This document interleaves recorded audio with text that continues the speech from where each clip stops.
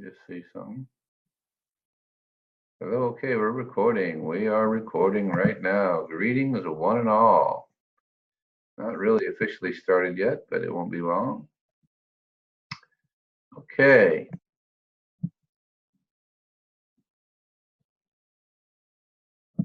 All right, greeting. We're going to get started. It's just about 5:15. I have not gotten any message that anyone's joining us from my email, but we're going to go ahead. Pardon me, I'm just going to fix this radio for a second.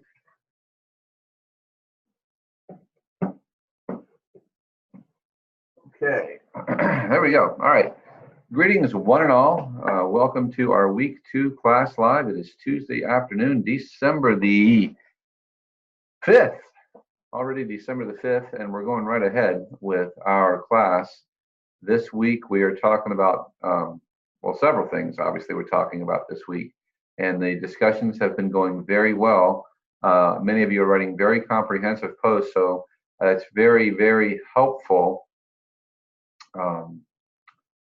to the entire class. So we are most grateful for that. And when you really support your position with either looking up some research or referencing, citing some reference, I should say, that really makes for a nicer class. And I especially like, as I've mentioned in a couple of my responses, I'm sure that those that I responded to saw it, maybe some others did as well, that it's really nice when you can take the theory that we're talking about and then use it to your life situation, a firsthand, something that you have firsthand knowledge of, especially if it's firsthand knowledge of something personal or something personally that you have as firsthand knowledge in your life that may or may not agree with the research. What I mean by that is this: when we look at the research, we what makes it into publication is if we can say that something happens in the majority of the time, like if it happens 90% of the time or 95% of the time with a margin of error we talk about. So you might have so that means it doesn't happen to everybody. So you might have one of those cases that are a little bit different, that does not go along with what happens most times. And that's okay. It's nice to share that. That would be good, a good part of the data as well. Now, in any event, it's nice to share your personal and firsthand experiences. So we most definitely do appreciate that. So we're going to get into, since there's 3 terrific PowerPoint presentations here, we're going to focus our attention on this one, which is the social and emotional development. And we're going to talk about attachment, which is one of my favorite topics to discuss. And there has been some changes in the attachment theory over the years, but that does not minimize what we're seeing with this thing that we call attachment, if you will. So attachment, it's the bonds that endure, because it's interesting that in our life, early on as infants, up to around 2, really, maybe even give it 3, or some might say 4. I don't agree with that myself, but the attachments that we make with adults, our parents, first of all, we generalize that to other adults, so that if we have a trusting relationship with our adult caregivers, we generalize that to others. Conversely, if we do not have that trust with our caregivers, our immediate caregivers, like our mom and our dad, or whoever the caregiver might be, it doesn't have to be necessarily the biological mom and biological dad, or even an adopted mom and adopted dad. It could be grandparents or whatever have you, and uncles and aunts as well. But those primary caregivers and the secondary caregivers too, if trusting relationship is built, then that impacts that individual from childhood through adult life. It really carries over. That doesn't mean it couldn't change with some traumatic event, but typically they're very well grounded in their relationships and their social and emotional development. So we're going to talk about that a little bit more. So what is attachment exactly? It's an enduring emotional bond between one, it could be animal, all right, it could be animal or a person with another. Now, in this particular course, psychology is the study of behavior, which does include animals in many regards. We are not going to spend a lot of time there. Certainly, it's for your perusal, but we're really going to focus the most of our efforts on what really counts to us in this particular class. So, it could be with an animal. We do bond with animals, and animals can also build that trust or not. We see that sometimes with abused dogs or other animals, but especially dogs comes to mind, at least for me. I was talking with a client earlier today that mentions a young kid mentioned that the dog that they own, they got it from a shelter. It just doesn't like his dad. It doesn't like men. So the conventional wisdom from the veterinarians and other folks like that, excuse me, is that the dog was owned by people before, and the man of the house abused the dog. So now the dog doesn't trust men. So that's just and you probably, some of you at least, maybe many of you or all of you even,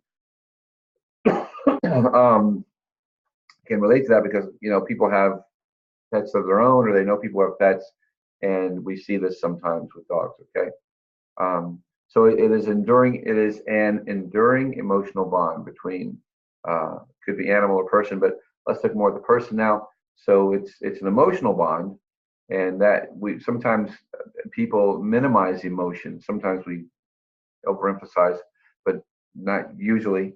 A lot of times they're minimized in favor of behavior.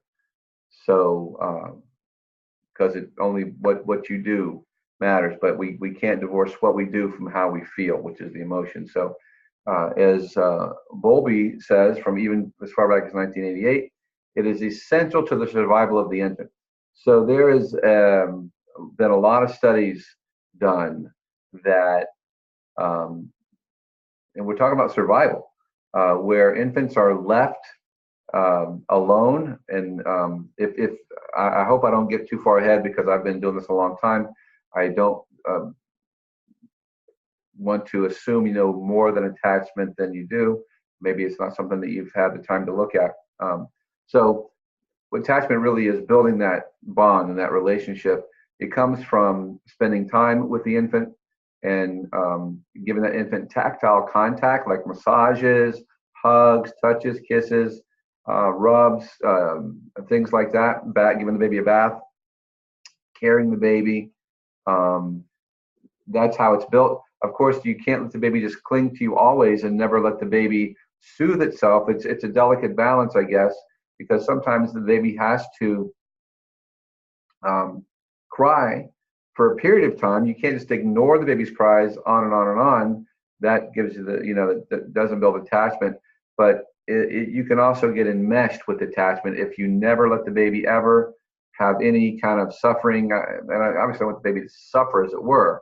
But as they get a little bit older, maybe not an infant, but a little bit older, and they're starting to walk, whether they become a toddler, if you rush to that child every time he falls down or scrapes his knee or she, or don't allow them to kind of figure out a solution on their own, that builds an enmeshment so that they can't, figure things out as they go forward. They're always looking for someone to come and fix a problem for them. That's a little bit deeper conversation than I really have time to get into. So let's go back to this idea of it's essential to survival. If you leave a baby just sitting there, even if you feed the baby, change the baby's diaper even, or maybe periodically at least, the baby can actually die from failure to thrive. That can impact. There's other physical things too, but that will affect the baby. If you just sort of warehouse a baby, we've seen this in some orphanages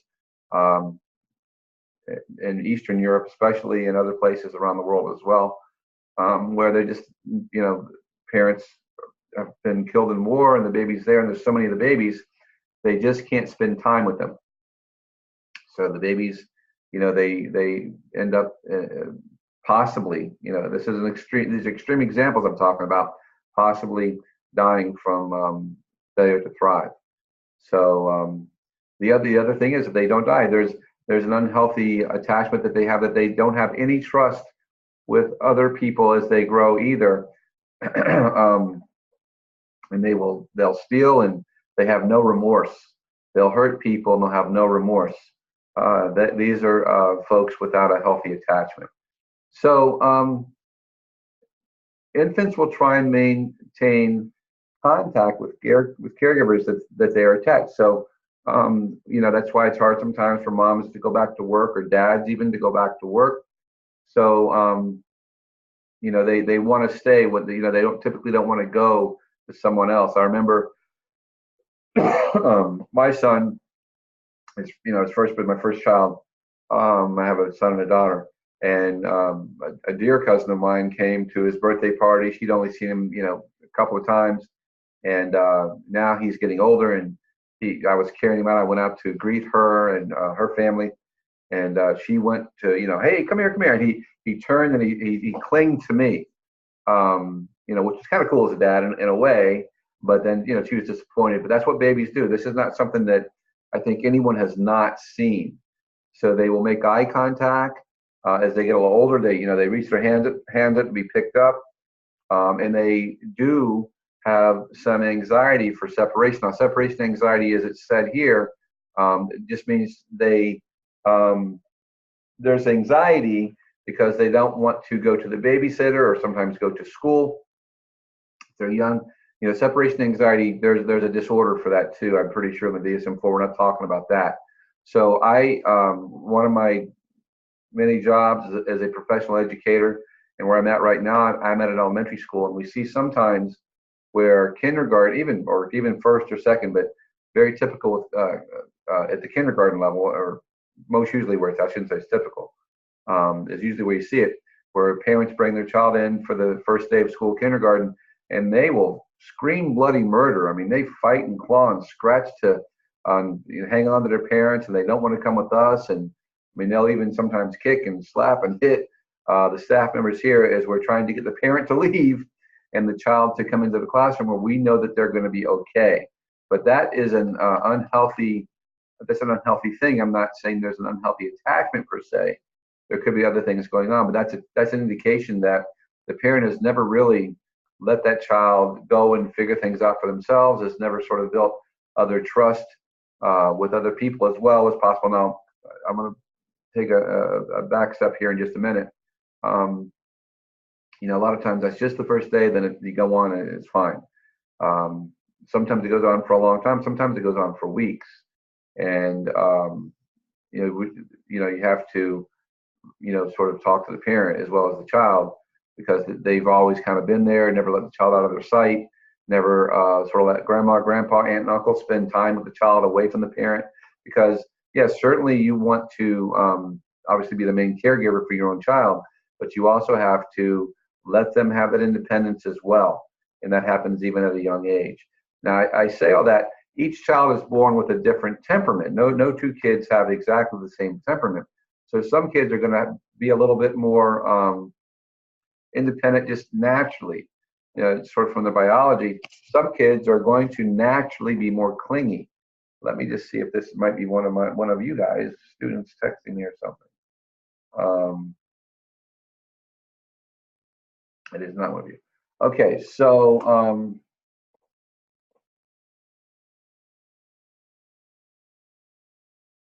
in spite of sometimes your best efforts to do everything right, the child is strong-willed and wants what he or she wants and will not let you go sometimes.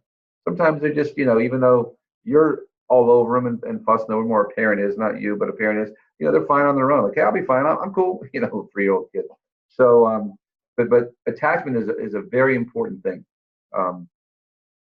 Typically, we see people who are diagnosed with antisocial personality disorder. A lot of times don't have a healthy attachment. You go to the extreme where people like sometimes to talk about the serial killers. Charles Manson was recently in the news. He passed away.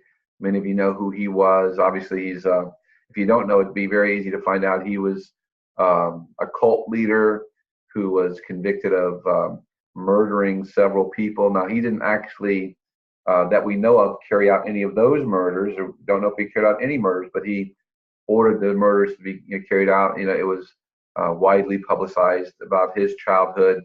He did not have a healthy attachment, pretty much was abandoned. And that's just one example. You could find a whole lot in the literature if you like to research those kind of things. I don't recommend it. Too much time studying serial killers myself. It's not a lot of fun, but when that's the extreme example. So attachment is a very important concept that we really can't overstate.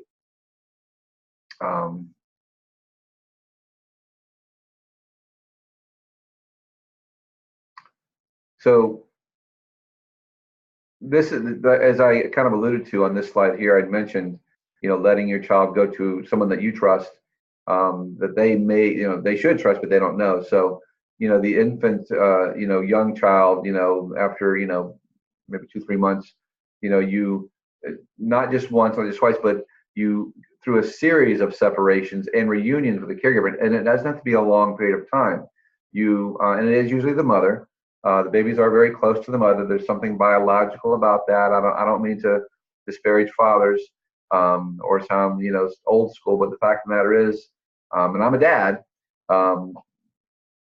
Babies especially are still very, very close to that. I mean, they were inside their mother for 9 months, and even when they're outside, even when the mother's nearby, there's something sort of magical about that. A baby sitting close to a mother's breast can be soothed even without nursing. Those kind of things. So what you do with this is, you turn the baby over to, say, Uncle Bob, and then mom leaves the room. And the baby might cry for a little while. Uncle Bob does his best to help the baby soothe. Then mom comes back for a few minutes and holds the baby and soothes the baby. And then mom might give the baby now to Aunt Sally. And then she leaves. And, kind of like, just introducing the child to other people, and then sort of reassuring the child that in a short time, mom's going to come back. So, it could be like a minute. It could be 2 minutes, especially for a little child. You can start at 30 seconds, even 15. Probably that would be fine, because you wouldn't give the baby a chance to get all worked up. So these are things that you can do that, typically happen naturally, right? Mom's got to go take a bath, so she leaves the baby with, grandma, those kinds of things. But it's important that you are conscious of that so that you don't overdo it. So this is the next part of the slide here, talks about what secure attachment looks like. And this is based on US data, because it's going to be different in other parts of the world. We don't have time. Okay. So with a secure attachment, when the baby's got a secure attachment, you're going to see the baby mildly protest, like, "Hey, where you going?" No, they don't really talk, but they start to cry. They look, they're watching. They're going to fuss a little bit, and then okay, it's kind of okay for a while. The baby's still maybe not completely comfortable, but then when mom comes back in, then the baby's excited. Okay, yay, you're back. So they will seek interaction. They'll lift their arms up. They'll give mom eye contact. Depending on the age, they might move towards mom by crawling or something like that. And then when mom does walk in, they are comforted by her. That, okay, so if they're not able to be consoled by mom, that's a different story. But if they're able to be consoled by mom and comforted by her when she comes back, okay, so glad you're back. Okay. So when you see a secure attachment, the babies are happier and they're more sociable and they're more cooperative with other caregivers. So babysitters, grandmas, grandpas, aunts, uncles, and what have you, enjoy being with that child.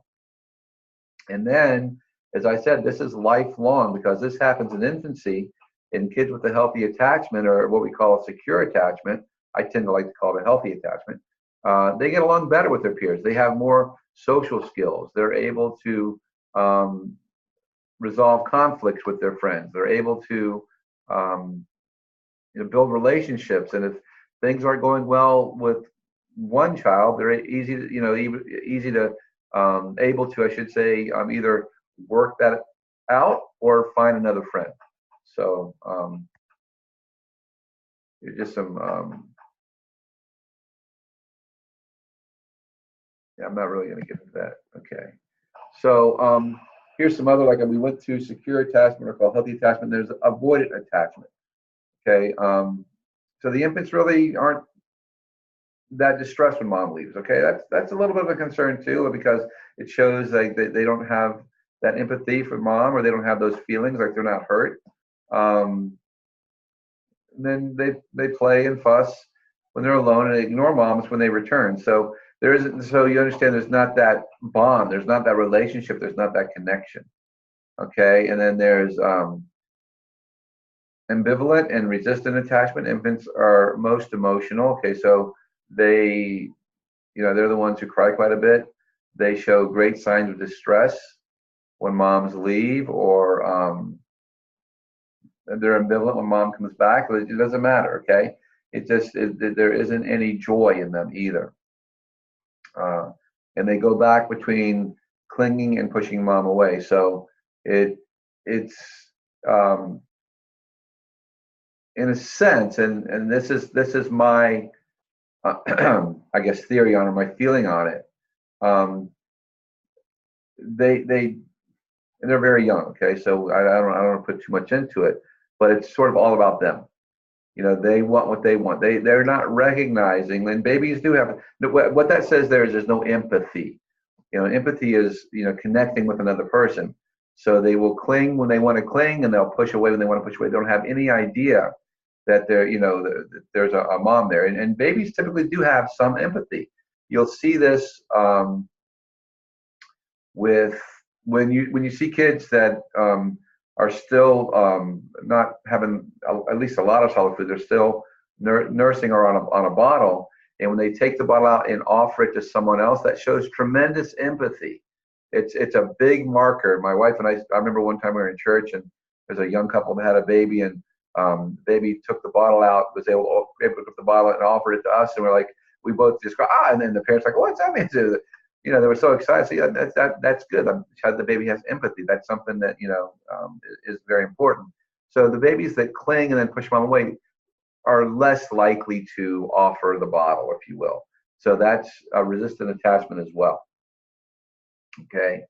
And the disoriented attachment, babies are dazed, confused, and behaviors are sort of contradictory. Like if mom leaves, they might get happy. Mom comes back, they might get sad. So it just doesn't make any sense. So if you start to see some of these signs, you take the measures to correct them, which is to do things that we mentioned before. Okay, so back to the slide here, which is let me just go to it.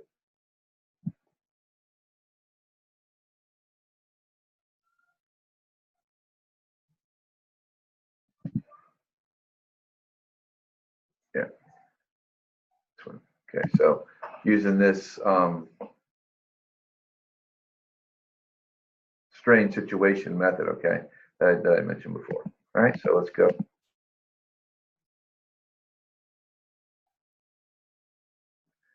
So attachment is related to the quality of care. Then you can, and you're seeing the slide right now. Infants that are secure, they have parents who are affectionate, they show love, they're not distant, they build relationships, they're cooperative, they're predictable. That's one of the main things that I see as a problem in society today with parents, especially with young kids. They sometimes they're half asleep or maybe half drunk for that matter. And other times they're very angry and they're volatile. I see that as a pattern when kids get older. With discipline, I'm talking about kids who are 6, 7, 8 years old. It's very important to be predictable and be consistent. So many times I see parents who, the punishment, if you will, when a child breaks the rules, it isn't dependent upon what rule was broken or what the how bad it was or what had been discussed previously. The punishment kind of depends on what kind of mood the parent's in. Maybe they can't be bothered, so the kid may have gone outside when he wasn't supposed to and um, done something to break something outside. So the parents they just I can't be bothered right now, just, and they don't even address that problem. So the kid doesn't really understand, like, I should be in a lot of trouble. He's thinking or she's thinking, nothing happens. And then when the parent is more frustrated or has more energy perhaps, and the kid just simply maybe spills something at the table, which is just an accident, the parent might go off on that child. So the kid doesn't know, you know, what really is expected of him or her. And that means being predictable by the parents for punishment, or I don't know, for discipline. Discipline's a better word, because discipline's teaching. So those parents were probably doing the same kinds of things when the kid was an infant, which is the opposite of what this is, which is the opposite of being predictable is unpredictable. These parents also, again, building that relationship. They respond to smiles. They respond to cries. They don't get all upset when a child cries. They say it's going to be okay, and they reassure them that they can, resolve the issue themselves just by using, some good words.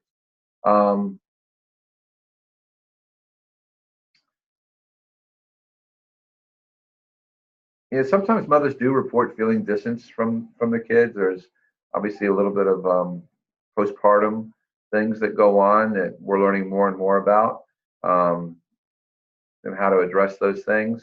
And that's why moms need a lot of support. Again, we don't know what that's going to look like. Some moms just have postpartum blues. Probably every mom has postpartum blues.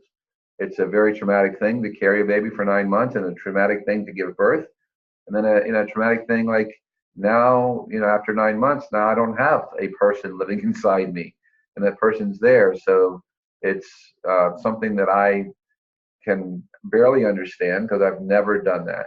On an intellectual level, I can understand it a little bit. On an emotional level, I can understand it as I relate to my wife and our children. But only women can really, really understand that.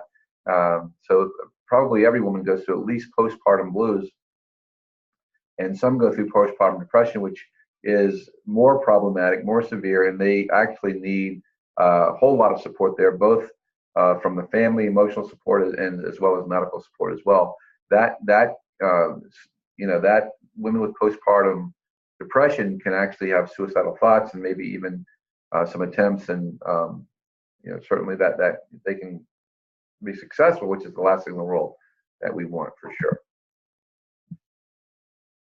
Okay, so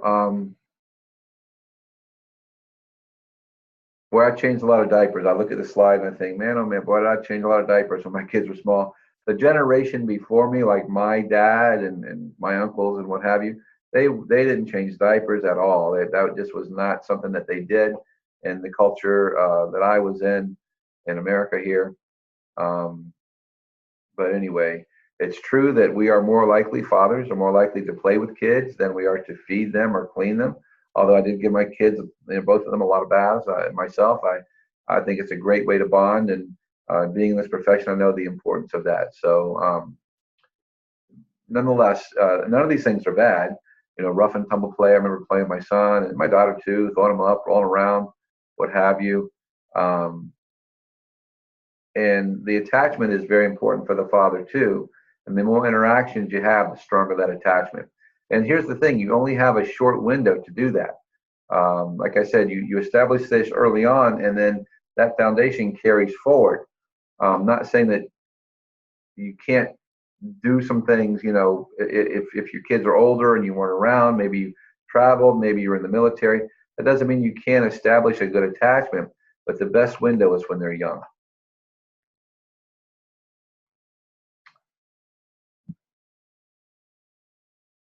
I do encourage you. We're going to end here. It's been almost a half an hour, and I could be on for 2 more hours. But I do encourage you to look at this closely, study this, with great intensity. Look what Harlow did. Look what I'm just going back here, and again, I won't go through all of these, but the theories of attachment, stages of attachment, Those are things you can kind of read. I wanted to give you the overview and tell you kind of what it means. You got the cognitive and the behavior and the psychoanalytic view. And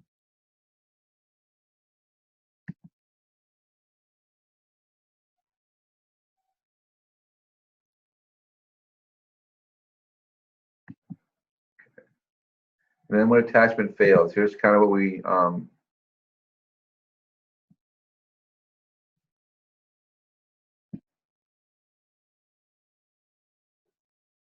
probably did a lot of study with the rhesus monkeys.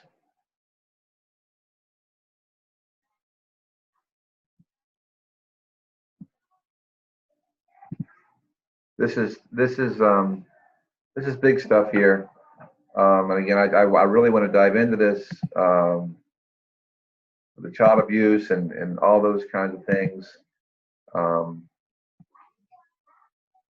autism, what have you. There's so much we get into here. So I do encourage you to keep up with the reading. Again, I can't go over everything in a short time. If you have any questions, to reach out to me in the message tab. And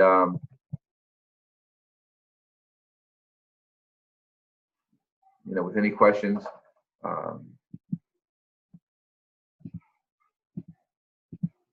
there's so much here. So yeah, please do keep up with the readings. Go through this. I won't keep you on here much longer to just sort of ramble on. I know that you can read, and I would also encourage you to watch the videos, do a little extra research on YouTube and Google, find out about it, because it's fascinating for one, and I think it's pertinent to everyone. If you have kids, grandkids, nieces, nephews, it's certainly pertinent to you, and you do well to know about this, and you can share this information with loved ones. So I'm going to end it for now. So let's go with let's go with a Bible verse here. Let's go with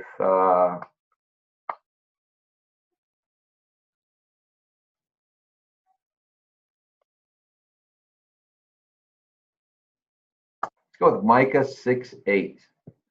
All right. So I'm. Should I tell you what it is? No, I'm not going to tell you what it is. If you want to look it up, you can. You won't need to tell me what it says to get the extra credit. You just have to tell me Micah 6:8, and you let me know that you watch this, and I'll give you the extra credit points. But I do encourage you to look it up, because it is one of my favorite verses, Micah 6:8. So with that, we're going to end it, guys. And I'm going to get out of here and put this on YouTube so that you can see it, because I'm here alone, but I'll let you watch the recording. Okay? All my best.